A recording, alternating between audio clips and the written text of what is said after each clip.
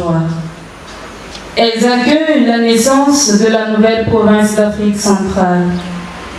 Avec la Vierge Marie, la mère de l'Église, et Saint Joseph, qui en est le protecteur, elles continueront de chercher à vivre selon l'esprit d'Anne-Marie Javoué.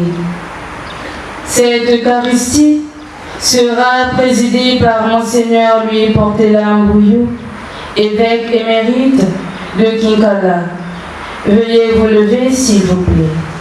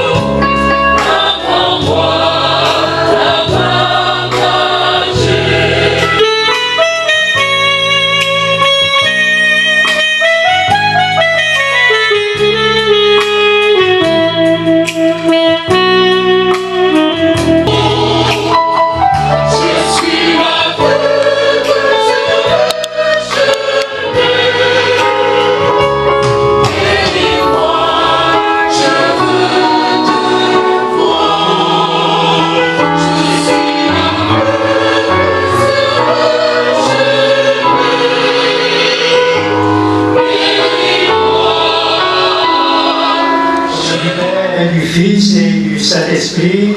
Amen. La paix soit avec vous. Et avec votre esprit. Veuillez vous asseoir s'il vous plaît. Suivant le mot d'accueil par Sœur Marie-Charlotte, responsable de la communauté de Javoué.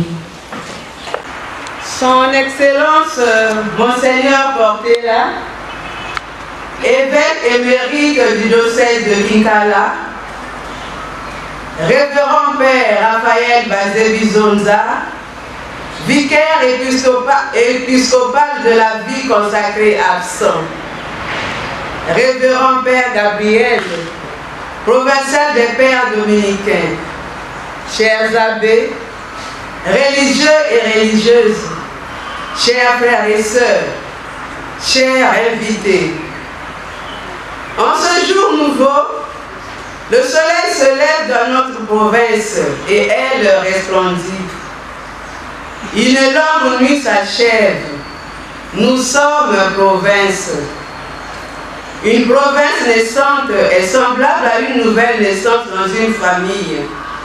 Lorsque nous appartenons à une grande famille, puisque nous appartenons à la grande famille des sœurs de Saint-Joseph de Cluny et de l'Église, nous nous comparons à une maman qui a attendu longuement l'arrivée d'un enfant, et comme Sarah a entendu son enfant, Isaac, la vice-province a longuement attendu aussi. Et aujourd'hui, l'enfant tant attendu est né et se nomme Province d'Afrique centrale. Soyez les bienvenus en ce lieu marial qui nous unit en cette solennité. Suivons à présent l'historique de la présence missionnaire des sœurs de Saint-Joseph de Cluny en Afrique centrale par la sœur Lucie. Chers frères et sœurs, nous avons entendu que nous attendions cet enfant depuis longtemps. C'était un vieux bébé qui vient de naître. Donc il nous faut de la patience pour écouter un peu son histoire. Pourquoi a-t-il trénaillé avant de naître? Les origines des sœurs de Saint-Joseph de Cluny en Afrique centrale. Les sœurs de Saint-Joseph de Cluny, fondées par Mère Anne-Marie Javoué en 1817, étaient présentes en Afrique, au Sénégal, depuis 1822, de son vivant. En 1876, Monseigneur Kari, vice-préfet apostolique de Landana, chef-lieu de Cabinda, fait appel aux sœurs de Saint-Joseph de Cluny. Elle débarque chez lui le 19 janvier en 1883 pour l'établissement d'écoles et d'orphelinats dont l'objectif est l'éducation chrétienne des jeunes indigènes, donner aux jeunes qui seraient appelés par Dieu les moyens de lui consacrer leur vie comme affiliés selon le règlement rédigé par le prélat. Arrivée des sœurs à Luango, communauté Marie-Immaculée. À la suite de la conférence de Berlin en 1885, le Cabinda devient possession portugaise. En 1886, le père Kari, français, est nommé vicaire apostolique du Congo français et réside à Luango. Alors, il demande des sœurs de Saint-Joseph de Cluny, dont la première équipe débarque à Luango en décembre 1886. Sœur Saint-Charles Carabas, Justine Durand, Sainte-Elgive Mabac et Jacob Chaube. Une autre équipe viendra en décembre 1897 pour la fondation de la Buenza, Firmine Renaud, Jacob Chaube et Isabelle Lapipec. Sœur Saint-Charles et sa petite communauté se mettent tout de suite à scolariser les petites filles qui leur sont confiées. Cette éducation comporte l'apprentissage de la musique, le catéchisme, la couture et la broderie. Éducation scolaire. Les enfants s'intéressent à toutes ces activités que les sœurs réalisent avec beaucoup d'amour. Toutes pour la plupart, étaient des filles affranchies. Les sœurs les rachetaient auprès des esclavagistes. Les grandes filles, après leur baptême, étaient préparées pour le mariage. La journée des enfants se partage entre la classe et le travail des champs. Le reste du temps, on leur fait la classe et le catéchisme. 192, ouverture du postulat des petites sœurs de Saint-Pierre-Claver, fondée par Monseigneur Kari et Mère Saint-Charles à Luango. Cette première expérience du genre se soldera par la consécration à Dieu d'Angèle Tibina, devenue sœur Marie-Antoine, première religieuse du Congo français.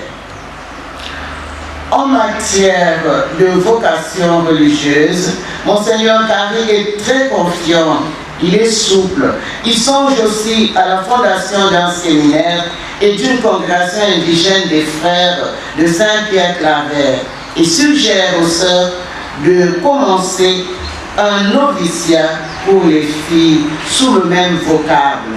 À Noël 1892, première sœur, Pierre et premier vœu de Pierre et Célestin. L'évêque aura la joie d'ordonner 4 prêtres en décembre 1892, Louis de Gaulet et Charles Mahonde, venus du Cabinda. Décembre 1898, les abbés Massensa et Cambo. De Gaulet mourra en 1895, tandis que Mahonde quittera cette terre le 20 juin 1907, après une vie apostolique bien remplie et appréciée de la population de Luango. Malheureusement, après 16 ans et 13 jours d'existence, le séminaire sera fermé pour mauvais esprits. La maladie et la mort ravagent la communauté des sœurs, les enfants et les novices. En 1900, Monseigneur décide de renvoyer les sœurs en France, les novices et les écolières rendues à leur famille et les orphelines confiées à une chrétienne. En 1907, retour des sœurs à Luango, reprise des mêmes activités que leurs devancières. Les sœurs devaient arracher de force les enfants à leurs parents. Ces derniers comprirent tout doucement et venaient confier leur progéniture aux sœurs pour qu'elles les initient davantage aux travaux du personnel. Il donne une conférence aux sœurs pour décrire sa mission en Afrique centrale. Le lendemain, 34 religieuses se portent volontaires pour aller au Congo, cette terre inhospitalière, puisqu'il y a encore l'anthropophagie, les anthropophages.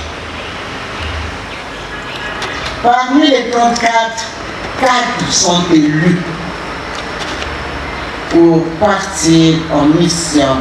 Sœur Marie Bétier, Xavier Omer et Marie-Maxima Bode, Maria Césarina Genesti. Arrivée de sœurs à Brazzaville, communauté du Sacré-Cœur, ici où nous sommes. Partie de Marseille en juin 1892, elle débarque à Luango le 22 juillet, accueillie fraternellement par Monseigneur Paris, le Père Rémy et les sœurs de Luango. Après 9 jours de repos, le Père Jules. Évangélisation à Brazzaville. 1890, le Père prospère dans les écoles des enfants noirs. En 1965, le collège Anne-Marie Javoué atteint 850 élèves dans le quart d'Européens et plus de 250 petits au jardin d'enfants. Les garçons fréquentaient l'établissement jusqu'en classe de CM2. Notez bien, à partir de cette époque, la préparation des fêtes et culturelles, catéchèse des jeunes du complexe scolaire Anne-Marie Javoué et ceux qui viennent d'ailleurs, et accompagnement et d'autres engagements chrétiens pour certains. Notre-Dame de la Paix, Brazzaville, maison de retraite érigée le 30 septembre 2019 pour accueillir nos sœurs aînées et ou malades. Nous essayons d'offrir à nos yaya, nos mamans, un havre de paix pour les accompagner dans cette ascension en un hôpital qui existait déjà avec les lépreux et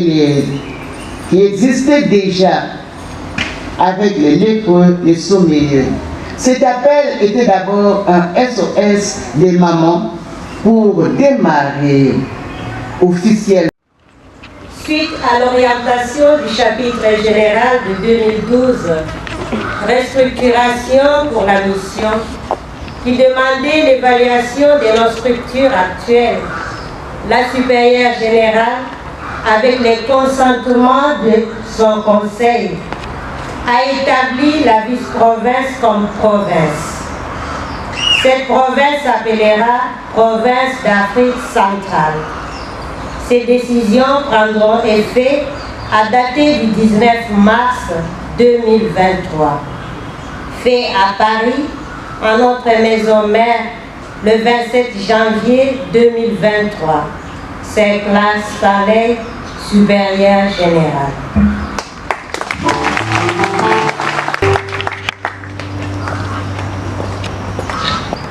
Et nous ne pouvons que rendre grâce à Dieu pour toutes ces merveilles de générosité, d'audace, de foi.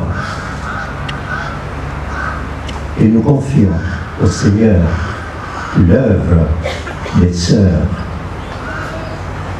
D'une autre manière, dans d'autres circonstances, c'est toujours la mission d'annoncer l'Évangile à toutes les nations. Nous nous devons pour nous préparer à célébrer le mystère de l'Eucharistie en reconnaissant que nous avons péché.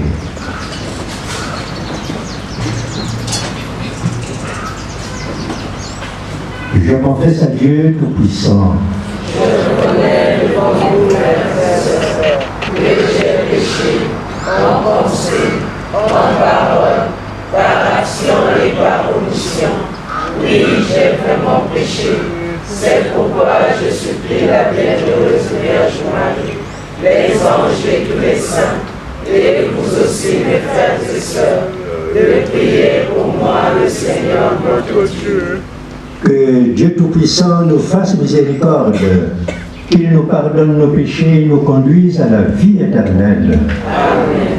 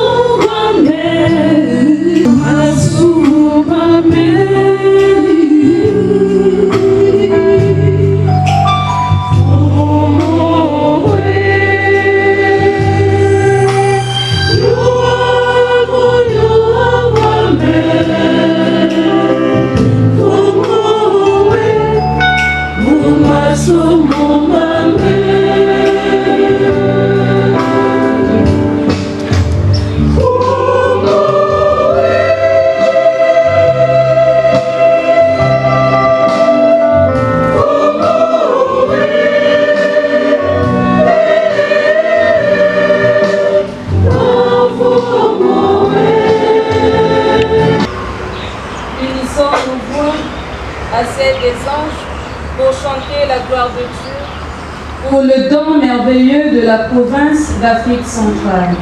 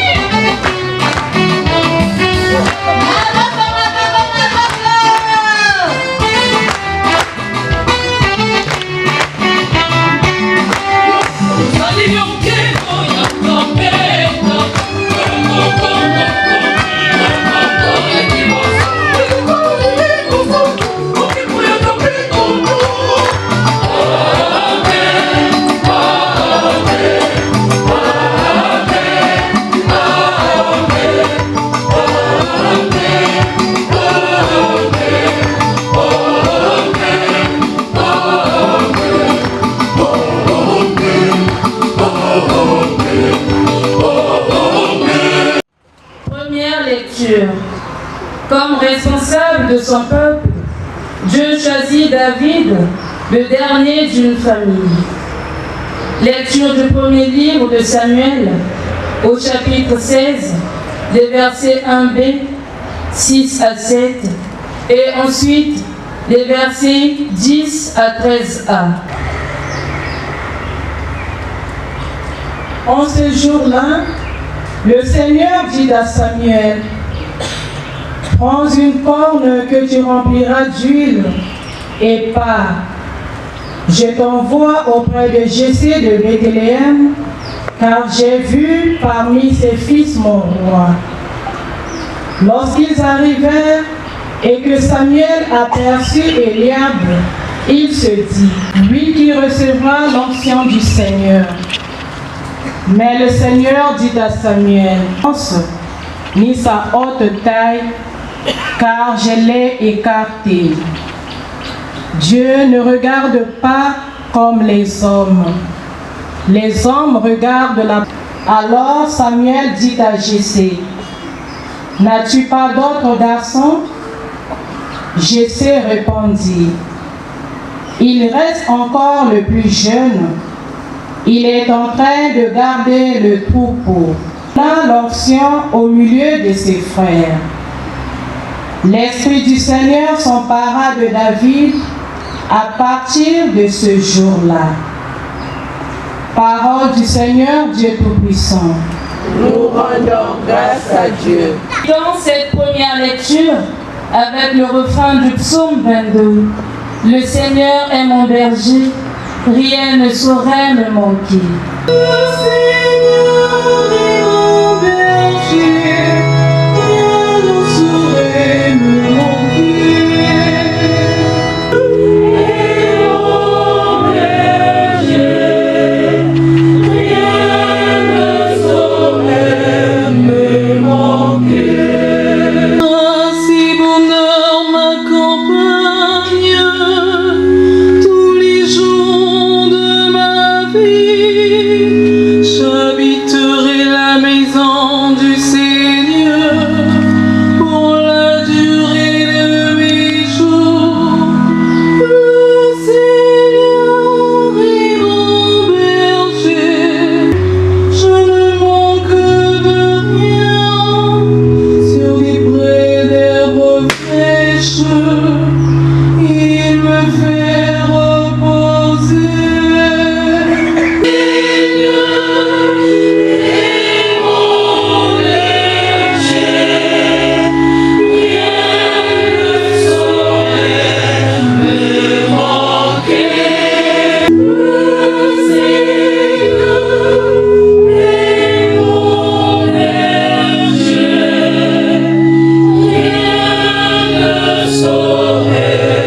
est mon berger,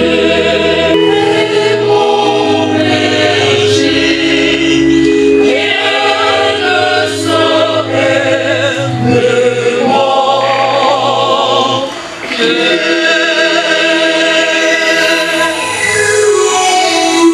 Assez lucide pour reconnaître ce qui est capable de plaire à Dieu. Lecture de la lettre de Saint Paul apôtre aux Éphésiens, au chapitre 5, les versets 8 à 14. Écoutons. Frères, autrefois, vous étiez dans les ténèbres. Maintenant, dans le Seigneur, vous êtes lumière.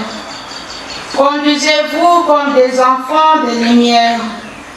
Or, la lumière a pour fruit tout ce qui est bonté, justice et vérité. Et sachez reconnaître ce qui est capable de plaire au Seigneur. Ne prenez aucune part aux activités des ténèbres et ne produisent rien de bon. Démasquez-les plutôt.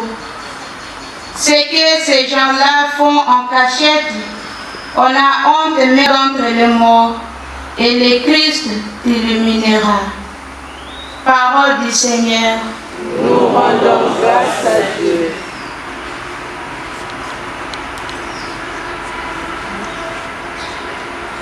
Le chemin de la foi n'est pas facile. Nous le constatons à travers la guérison de l'aveugle-né, la timidité de ses parents, le parti pris des ennemis de Jésus. Extrait de l'évangile de Jésus-Christ selon Saint Jean, au chapitre 9, du verset 1 au verset 41. Frères et sœurs, veuillez vous lever pour écouter et acclamer la bonne nouvelle du salut. Thank you.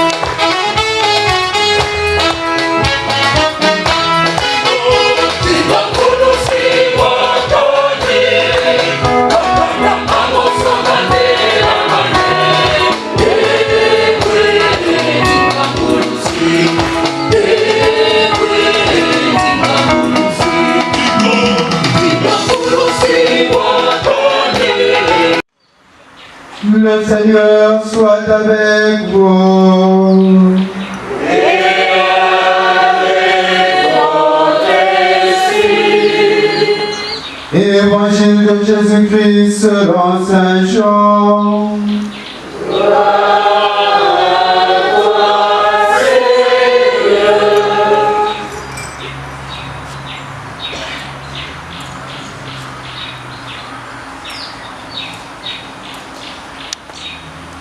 Vous asseoir.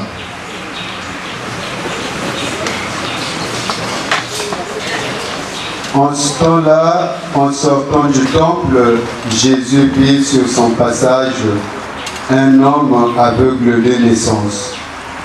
Ses disciples l'interrogèrent. Rabbi, qui a péché, lui ou ses parents, pour qu'il soit né aveugle? Jésus répondit. Ni lui, ni ses parents n'ont péché, mais c'était pour que les œuvres de Dieu se manifestent en lui. Il nous faut travailler aux œuvres de celui qui m'a envoyé, tant qu'il fait jour. La nuit vient où personne ne pourra plus y travailler. Aussi longtemps que je suis dans le monde, je suis la lumière du monde. Cela dit, il cracha à terre et avec la salive, il fit de la boue. Puis il appliqua la boue sur les yeux de l'aveugle et lui dit, « Va te laver à la piscine de Siloé. » Ce nom se traduit « envoyé ». L'aveugle y alla donc et il se lava. Quand il revint, il voyait. Ses voisins et ceux qui l'avaient observé auparavant, car il était mendiant, dirent alors, « N'est-ce pas celui qui se tenait là pour manger ?» Les uns disaient, « C'est lui ». Les autres disaient, « Pas du tout, c'est quelqu'un qui lui ressemble. » Mais lui disait, « C'est bien moi. » Et on lui demandait, « Alors comment tes yeux se sont-ils ouverts ?» Il répondit, « L'homme qu'on appelle Jésus a fait de la boue. Il me l'a appliqué sur les yeux et il m'a dit, « Va à Siloé et lave-toi. » Je suis donc allé et je me suis lavé. Alors j'ai vu.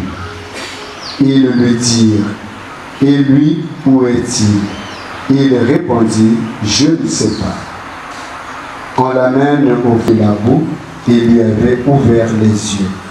À leur tour, les pharisiens lui demandaient comment il pouvait voir. Il leur répondit, « Il m'a mis de la boue sur les yeux. Je me suis lavé et je vois. » Parmi les pharisiens, certains disaient, « Cet homme-là n'est pas de Dieu, puisqu'il n'observe pas le repos du sabbat. » D'autres disaient, « Comment un homme pécheur peut-il accomplir des signes pareils ?» Ainsi donc, ils étaient divisés. Alors, il s'adresse de nouveau à l'aveugle. « Et toi, que dis-tu de celui? Que dis-tu de lui puisqu'il t'a ouvert les yeux ?» Il dit, « C'est un prophète. » Or, les Juifs ne voulaient pas croire que cet homme avait été aveugle et que maintenant il pouvait voir. C'est pour... Mais comment peut-il voir maintenant? Nous ne le savons pas. Et qui lui a ouvert les yeux, nous ne le savons pas non plus. Interrogez-le, il est assez grand pour s'expliquer. Ses parents parlaient ainsi parce qu'ils avaient peur des Juifs. En effet, ceux-ci s'étaient déjà mis d'accord pour exclure de leur assemblée tous ceux qui déclareraient publiquement que Jésus est le Christ. Pour la seconde fois, les pharisiens convoquèrent l'homme qui avait été aveugle et lui dirent: rends gloire à Dieu, nous savons, nous, que cet homme est un pécheur. Il répondit: est-ce qu'un homme pécheur? Est-ce qu'un pécheur? Je ne sais rien. Mais il y a une chose que je sais, j'étais aveugle et à présent je vois. Ils lui dirent alors: comment a-t-il fait pour t'ouvrir les yeux?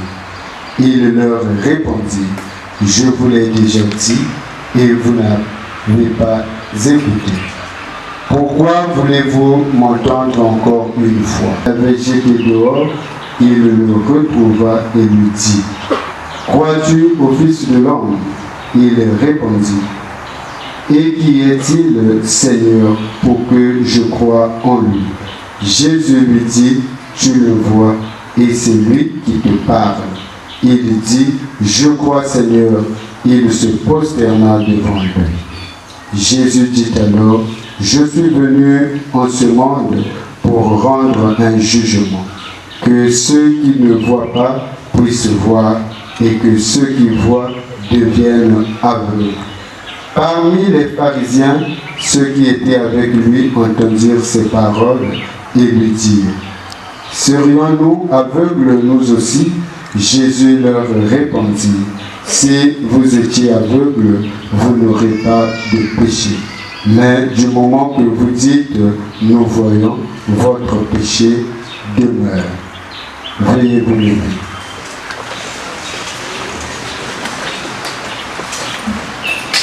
Acclamons la parole de Dieu.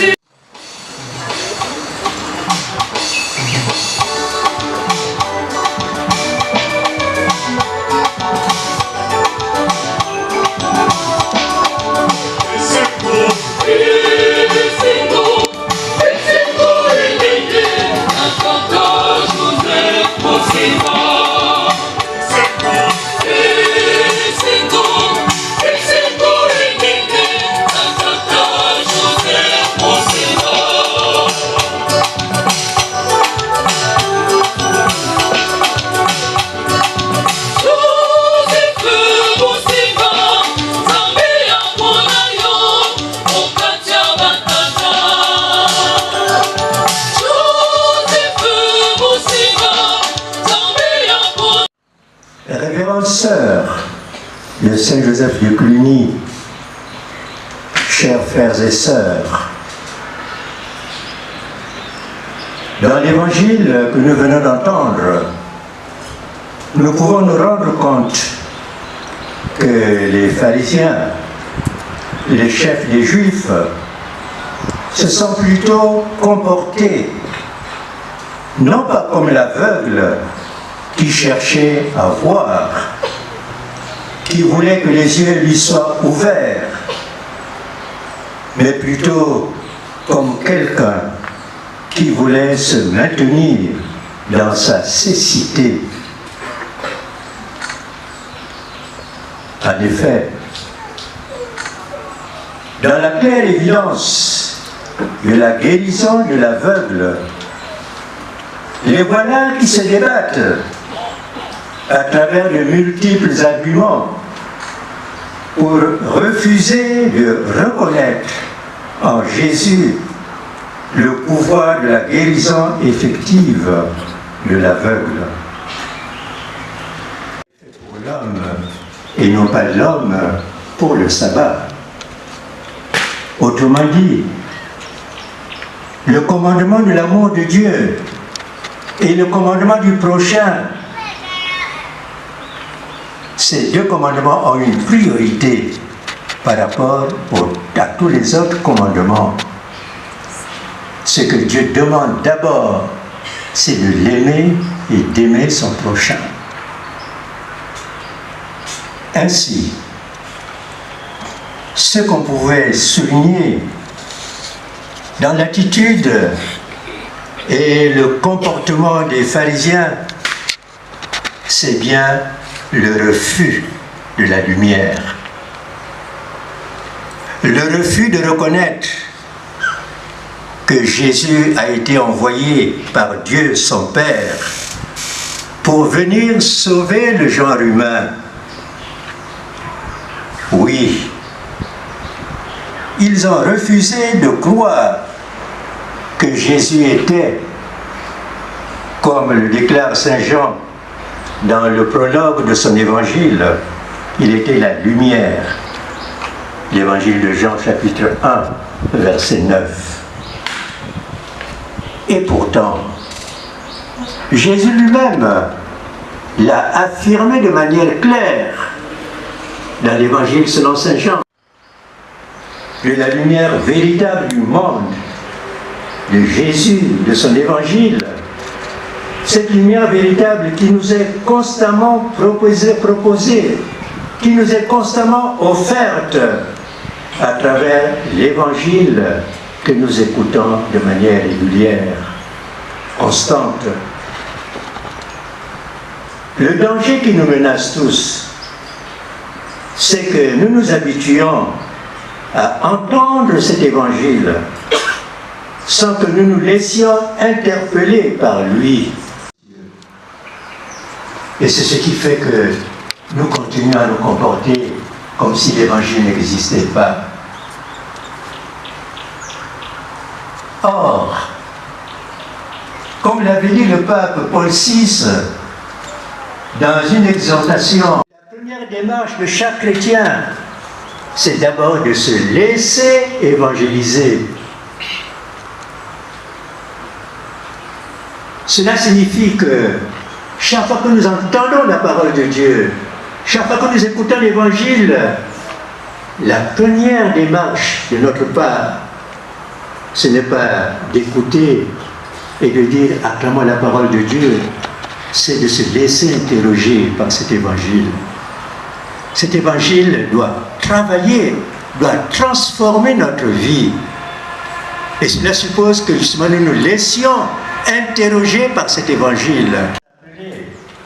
Qu'autrefois nous étions ténèbres et que maintenant, dans le Seigneur, nous sommes lumière. Il s'agit donc pour nous de nous conduire comme des enfants de lumière. Mais une affirmation de ce genre, nous sommes lumière.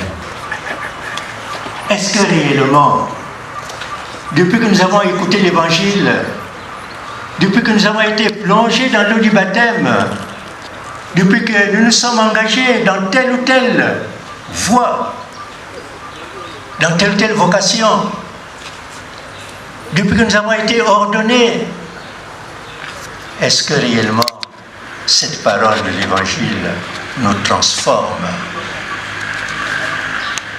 Est-ce que nous nous laissons ouvrir nos yeux sur ce que nous vivons afin que l'Évangile, petit à petit, progressivement, change notre vie?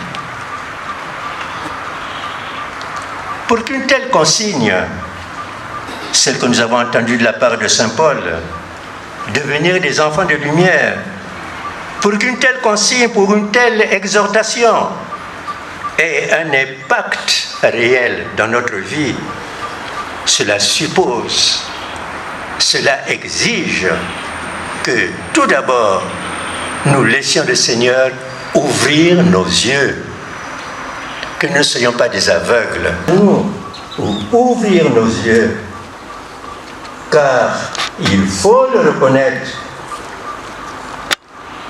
nous sommes souvent et de plus en plus aveugles à l'égard de notre propre vie, à l'égard de notre propre conduite. L'Évangile, c'est pourtant l'urgence qui est et qui va être en jeu dans notre vie de chrétien, dans notre vie de disciple du Christ. Nous avons beaucoup de fonctions et nous rendons grâce à Dieu pour tout ce qui a été réalisé à travers justement les sœurs de Saint-Joseph de Coligny. Et à travers tout cela, le Seigneur nous interroge.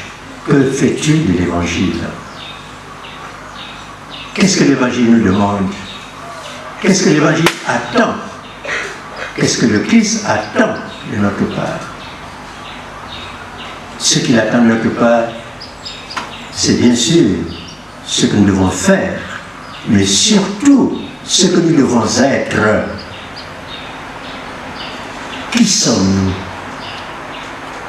Et les autres qui sont autour de nous, qu'est-ce qu'ils voient de notre comportement? Qu'est-ce qu'ils voient, qu'est-ce qu'ils entendent de nos paroles? Est-ce que réellement nous sommes des témoins de l'Évangile?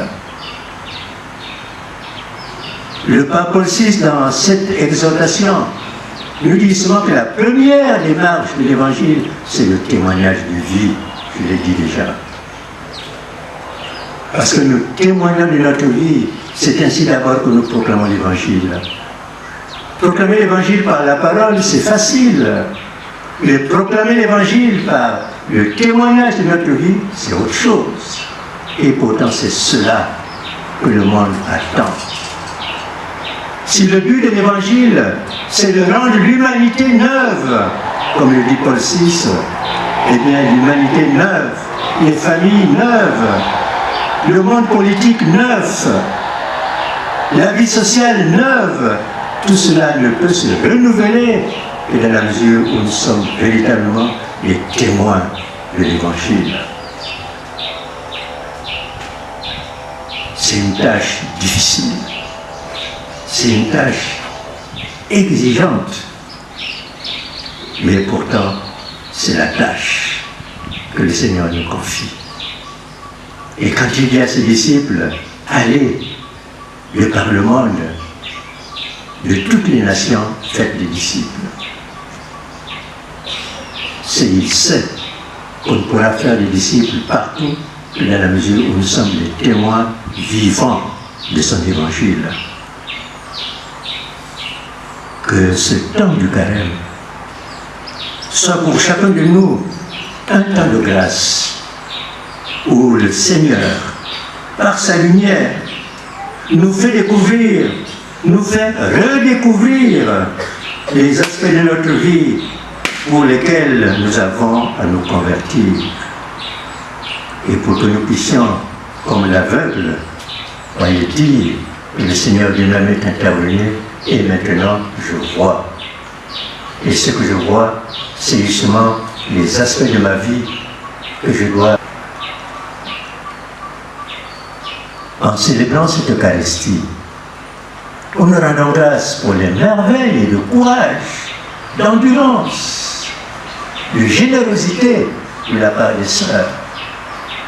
Mais nous demandons au Seigneur la grâce pour que nos sœurs continuent d'annoncer l'Évangile, pour que nos sœurs continuent de manifester leur générosité, pour que nos sœurs soient d'abord, envers et contre tout, des témoins vivants de cet évangile de l'amour, cet évangile de la justice, cet évangile de la vérité, cet évangile de la paix. Amen.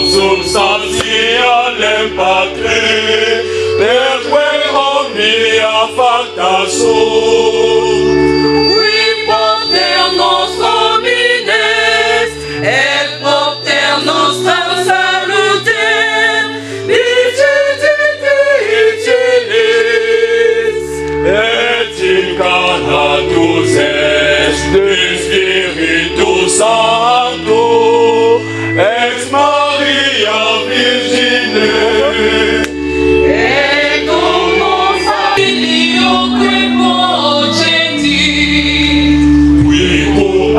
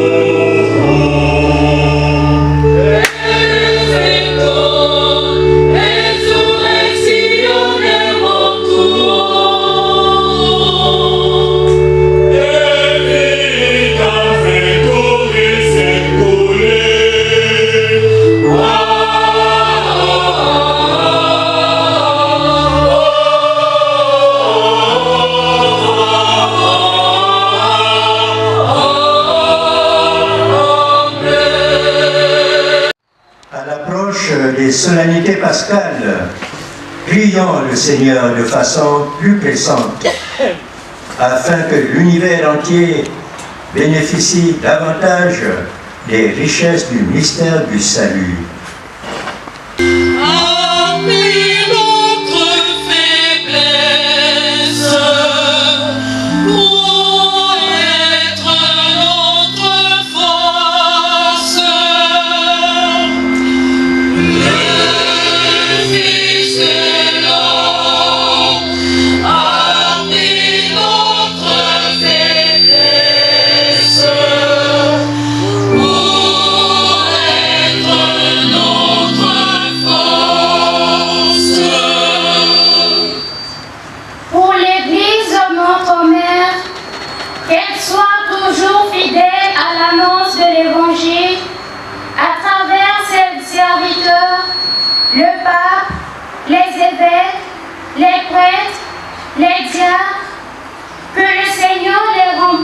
De son amour. Jésus, lumière du monde, exauce-nous.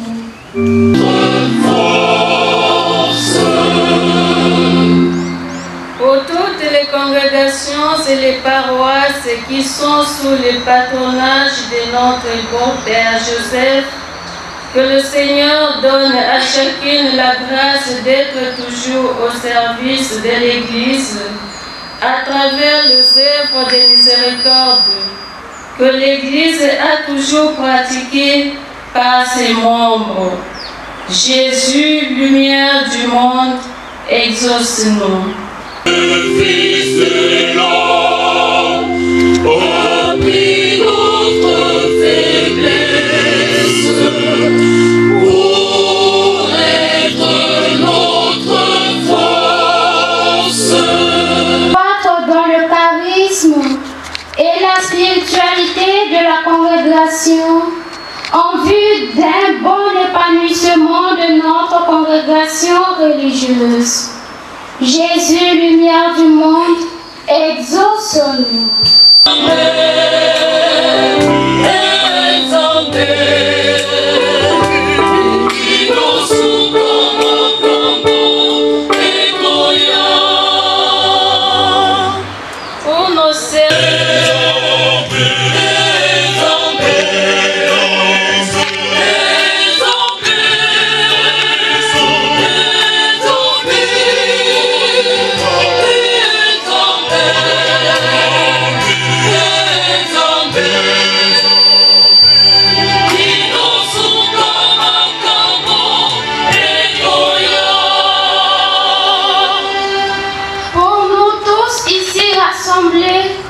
Que le Seigneur nous comble de son amour et qu'il nous assiste dans nos soucis de famille, de santé et de travail, par l'intercession de Saint Joseph. Jésus, lumière du monde, exauce-nous. Regarde avec bonté, Seigneur, le peuple qui se confie en ta miséricorde. Et comme il ne peut subsister sans toi, soutiens-le maintenant de tes bienfaits pour qu'il progresse jusqu'à l'éternité par le Christ notre Seigneur. Amen. Bien-aimés de Dieu, dans la joie de l'Évangile, offrons à Dieu ce que sa main nous a donné. Kate.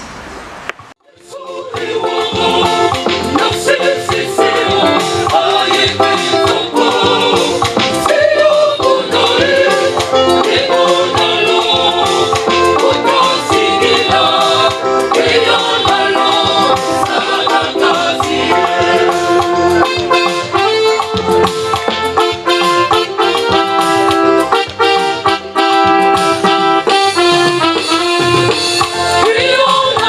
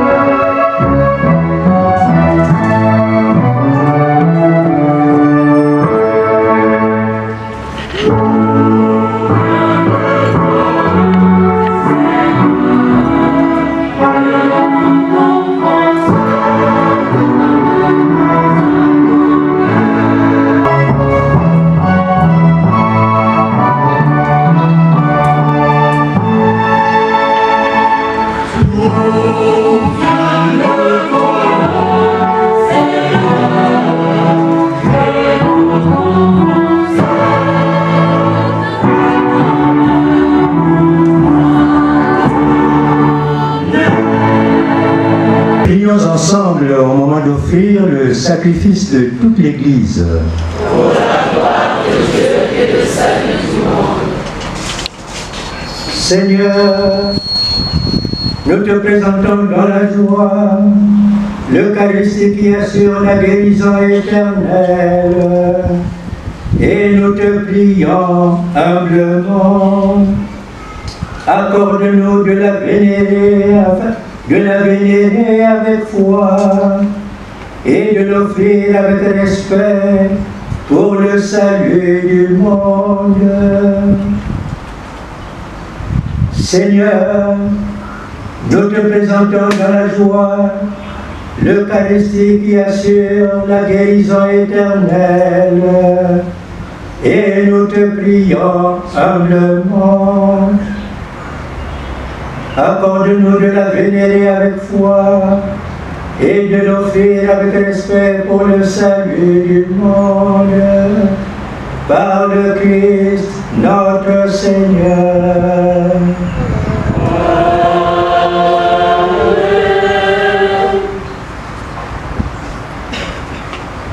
Soit avec vous.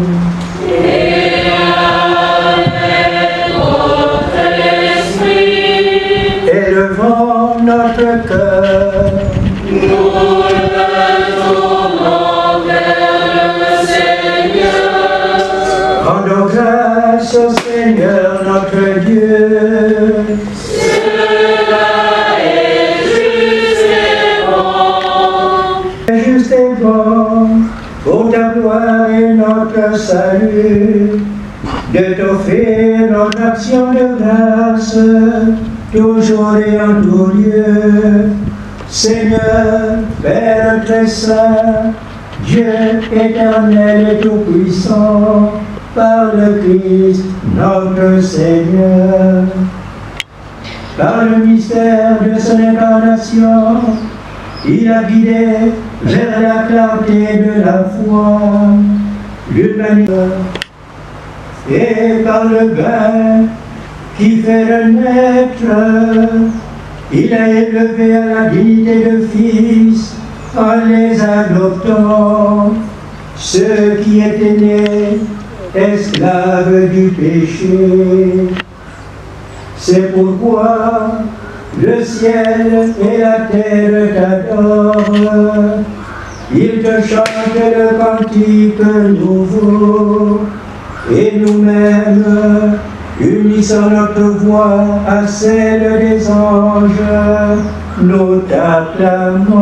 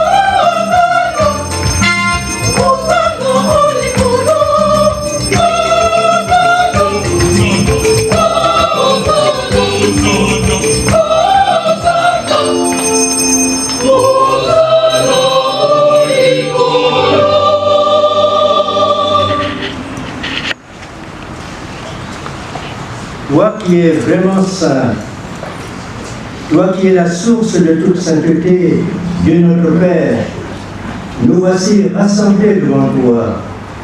Et dans la communion de toute l'Église, nous célébrons le jour où le Christ est ressuscité d'entre les morts. Par lui, que tu as élevé à ta droite, nous te prions. Sanctifie ces offrandes en répandant sur elles ton esprit, qu'elles deviennent pour nous le corps et le sang de Jésus, le Christ, notre Seigneur. Au moment d'être livré et d'entrer librement dans sa passion, il prit le pain, il rendit grâce, il le rompit et le donna à ses disciples en disant: Prenez et mangez-en tous, ceci est mon corps livré pour vous.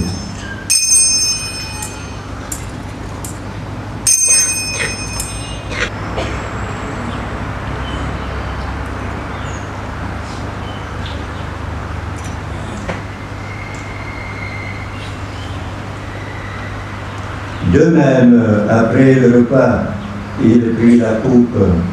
De nouveau, il rendit grâce et la donna à ses disciples en disant: Prenez et buvez-en tous, car ceci est la coupe de mon sang, le sang de l'alliance nouvelle et éternelle, qui sera versé pour vous et pour la multitude en rémission des péchés. Vous ferez cela en mémoire de moi.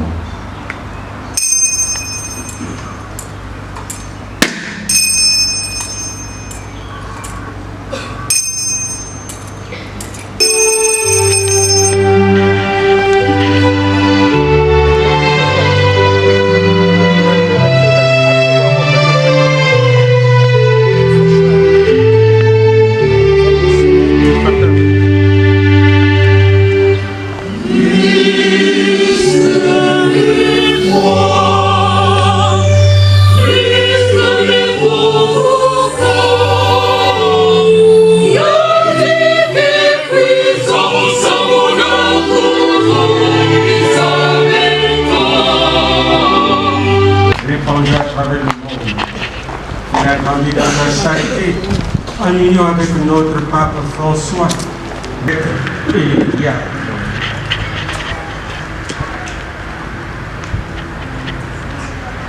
Souviens-toi aussi de nos frères et sœurs qui se sont endormis dans l'espérance de la résurrection. Souviens-toi dans ta miséricorde de tous les défunts. Accueille-les dans la lumière de la vie. Et avec lui et en lui.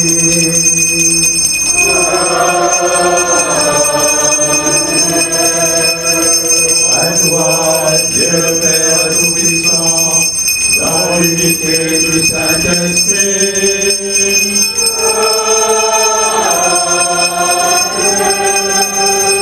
Votre honneur et toute gloire pour les siècles des siècles.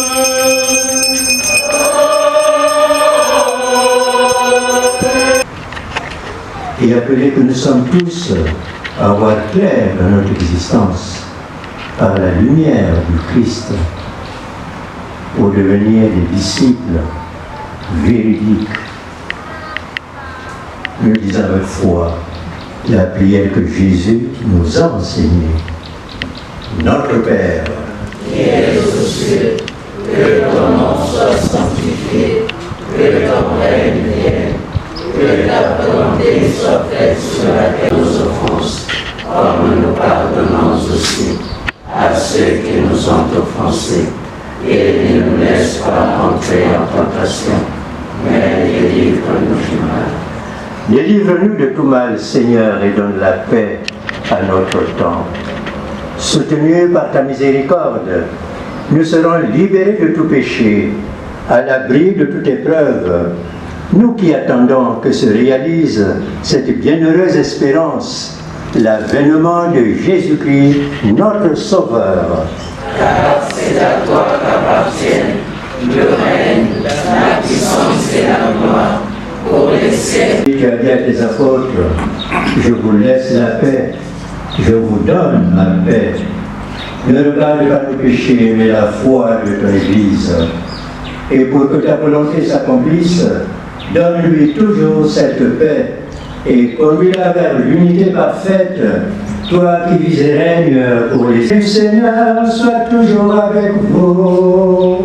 Et avec votre esprit. Donnez-vous la paix.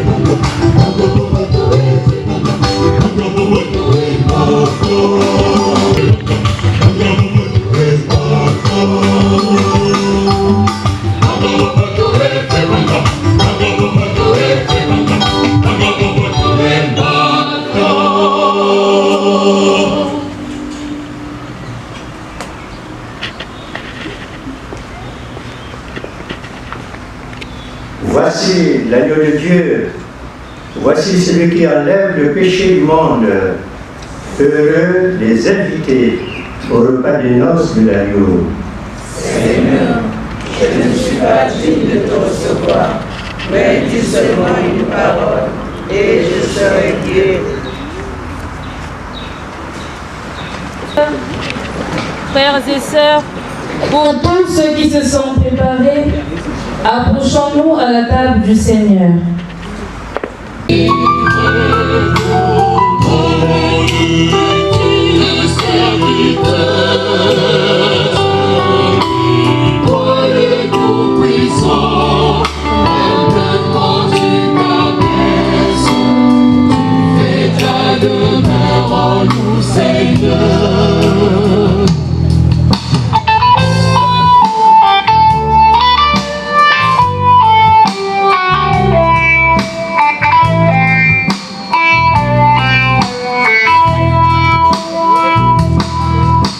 le pain que nous mangeons, le vin que nous buvons, c'est ton corps et ton sang. Tu nous livres ta vie, tu nous ouvres ton cœur. Le serviteur, vois le bon trésor, simplement tu connais. Nous Nambundana, Bitu Tambula, Mumu, Fumo Yesu, Gilu Zingu, Nambundana, Bitu Tambula.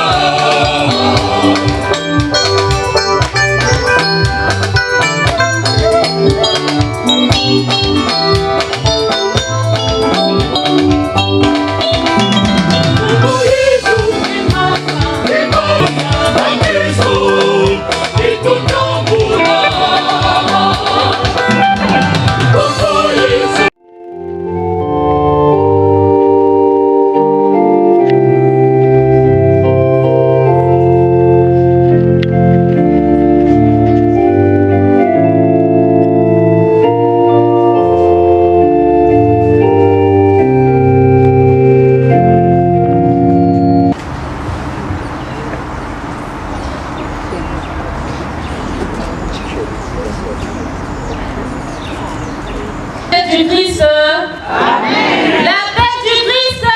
Amen. La paix du Christ. Amen. Nous nous comparons à une maman qui a attendu longuement l'arrivée d'un enfant et comme Sarah a attendu son fils.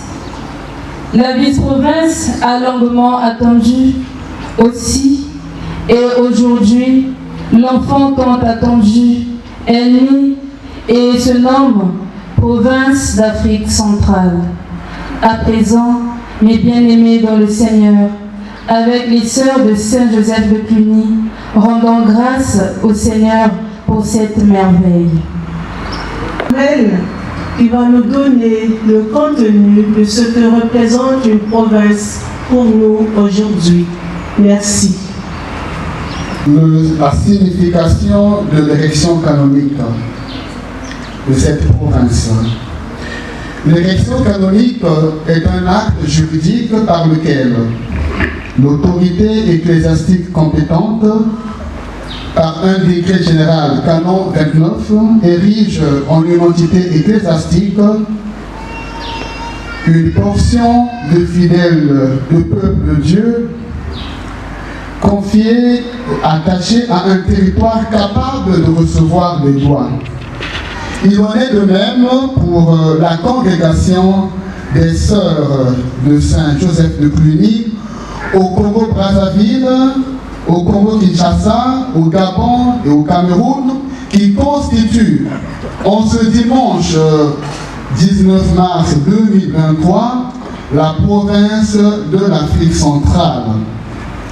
C'est-à-dire une nouvelle province religieuse, et cette nouvelle province donne une nouvelle configuration juridique qui implique un nouveau régime de gouvernement, un nouveau régime de son conseil, un nouveau régime des membres de cette congrégation dans cette province, pour dire un nouvel élan de fonctionnement pour parvenir à la charité parfaite, Perfect Caritatis, numéro 1, document conciliaire, de manière à être plus engagé, à vivre le charisme, être plus engagé à vivre leur vocation religieuse et apostolique.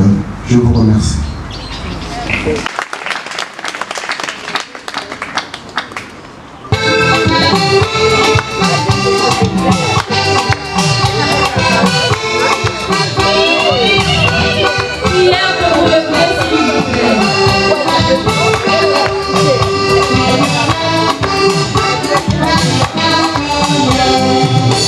Moi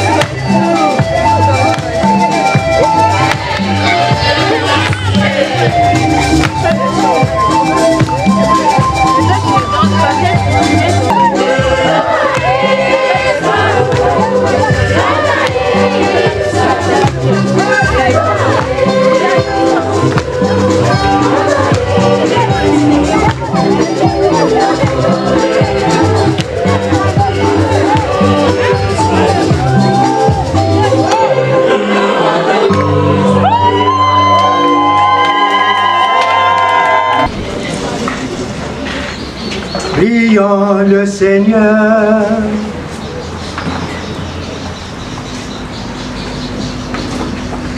Dieu qui éclaire tout homme venant dans ce monde, nous t'en prions. Illumine nos cœurs par la splendeur de ta grâce, que nos pensées soient toujours dignes de toi et accordées à ta grandeur, et qu'ainsi nous puissions t'aimer sincèrement. Par cette nourriture reçue à ton autel, Seigneur, tu as rassasié ta famille, heureuse de fêter le bienheureux Joseph. Garde-la sous ta constante protection et dans ta bonté, veille sur les dons que tu lui as faits par le Christ notre Seigneur.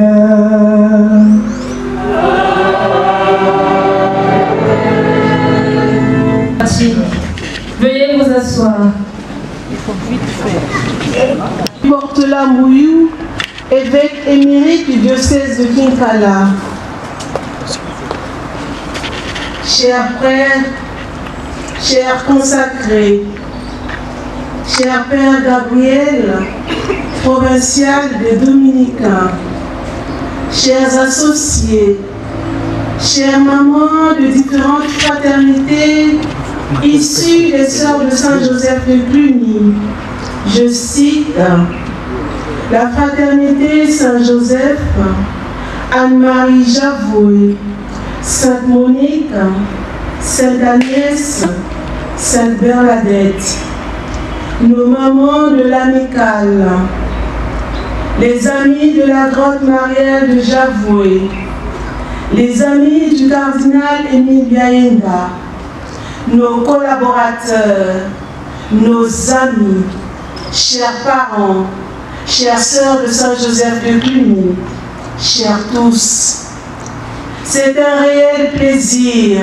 un vrai bonheur, en ce jour solennel et au nom de toutes mes sœurs de la province naissante, que je prends la parole pour exprimer un désir joyeux et plein de reconnaissance au Père Céleste pour le don inouï de son amour.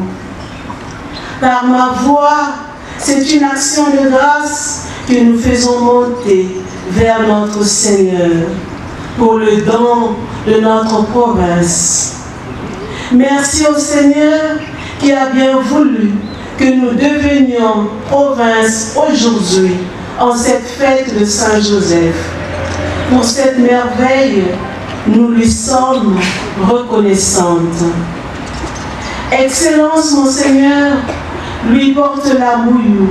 Merci d'avoir accepté notre invitation afin de présider cette célébration eucharistique. Votre enseignement nous a réconfortés. Soyez rassurés de nos prières.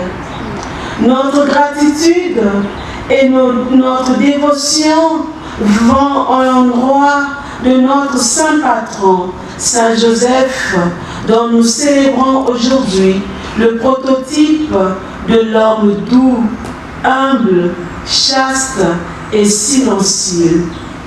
Notre gratitude s'adresse à notre mère générale, Sœur Claire Stanley, et à son conseil pour cette marque de confiance et de sollicitude à notre égard pour le don de la province. Notre gratitude va aussi à l'endroit de Sœur Régine, du Père Armel, qui, avec nous, ont voulu commencer les premiers moments de notre province. Merci pour votre accompagnement. Notre gratitude va à l'endroit de tous ceux et celles, de près ou de loin, ont apporté leur pierre à l'édifice pour la réussite de cet événement. Merci. Merci pour cette belle célébration eucharistique, pour la richesse des enseignements reçus. Merci aux acteurs liturgiques, pour le cœur Mater Dei, pour nos servants d'hôtel, nos élèves, je tiens à le préciser, nos élèves, pour leur implication, expression de la synodalité vécue. Que dire de plus avec l'esprit de notre mère, la bienheureuse Anne-Marie Javoué, notre ardente prière et notre désir le plus profond, appeler ardemment une nouvelle et perpétuelle Pentecôte pour la mission de la province, afin que notre réalité soit habitée jour après jour par l'Esprit Saint et sa puissance, que partout où elle étendra ses serments, nous soyons un chant d'amour et de louange, un instrument de bien et de guérison pour tous ceux qui souffrent et de diverses captivités spirituelles et socio-culturelles. Que par notre engagement dans l'Église et dans le monde, le Saint-Esprit fasse jaillir ses dons sur tous ceux qui verront Dieu à travers nos gestes évangéliques. Que la bienheureuse Vierge Marie et son époux, doux et chaste, Saint Joseph, et la bienheureuse Anne-Marie Javoué nous soutiennent par leur intercession auprès du Dieu trine et un. Merci, merci à vous tous, parce que si nous sommes devenus province, parce que vous avez cheminé avec nous, merci.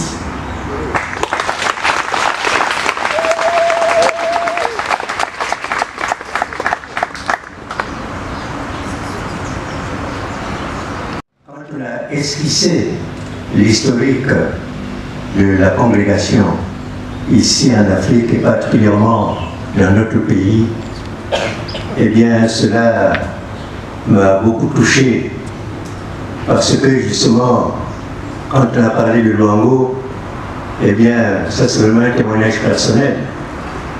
En 1958, je suis venu assister à la cérémonie de prise d'habit, donc l'entrée au noviciat de ma sœur. Et ma mère était là, et elle a retrouvé une religieuse qui était avec elle à Luango. C'est pour dire que les sœurs ont vraiment travaillé. Et on est fiers de cette action qui continue à porter du fruit encore aujourd'hui. C'est pour dire que le Seigneur veille sur vous. Et il a, comme on dit, un œil intéressé pour ce que vous faites et pour ce que vous devez faire et pour ce que vous êtes appelés à faire. C'est un défi. Et ce défi, vous devez le lancer. Vous devez le gagner. Et nous allons demander au Seigneur la bénédiction, le bon nom.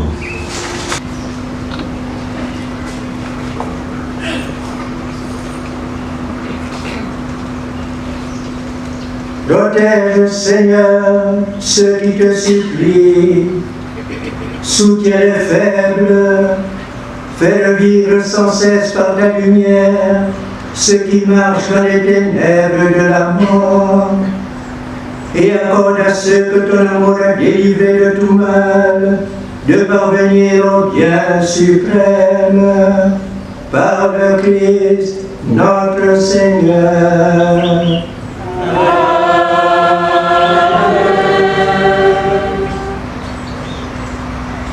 Le Seigneur soit avec vous. Et avec votre esprit. Que Dieu Tout-Puissant vous bénisse, le Père, le Fils et le Saint-Esprit. Allez dans la paix du Christ.